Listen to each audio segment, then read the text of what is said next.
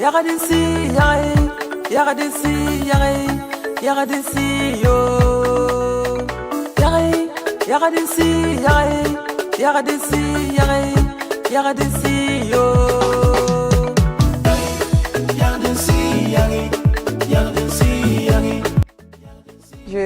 Je suis reine à Kwandambou.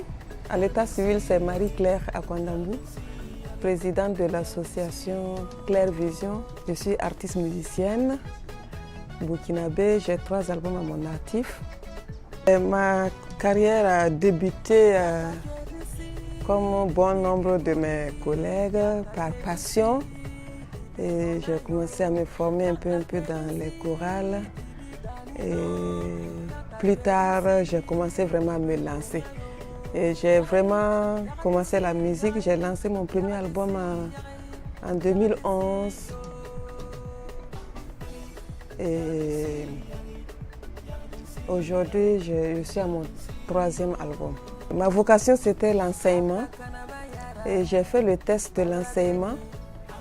J'ai été admise, mais malheureusement, je suis dans un pays où il y a toujours les préjugés qui défavorisent les personnes vivant avec un handicap. Parce que j'ai omis ce volet dans ma présentation, je vis avec un handicap, j'ai été limée par la polio. Et après les résultats, le gouvernement a fait un communiqué pour dire que cette année, ils n'ont plus besoin d'inaptes. Donc quand on parle d'inaptes, c'est y compris les personnes handicapées. Donc ça a été vraiment un choc.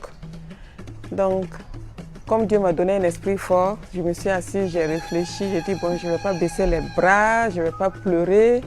Parce que sincèrement, quand on parle de l'emploi au niveau étatique, c'était l'enseignement que moi j'aimerais bien faire.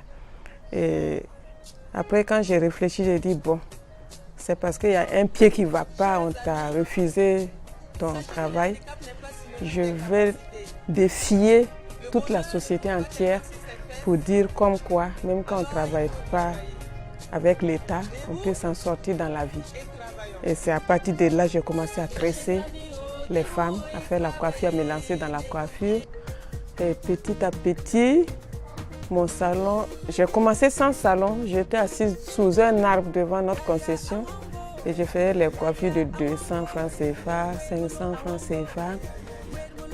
Petit à petit, j'ai pu construire une petite bicoque qui servait de salon de coiffure. Au fil des temps, je l'ai agrandi et un peu plus tard, je suis devenue la coiffeuse la plus renommée de ma ville, Pau, une ville touristique. Comme la coiffure, c'est de l'art et la musique aussi, c'est de l'art. C'est comme ça. Et j'aimais fredonner beaucoup de chansons et à force de chanter dans les chorales et tout.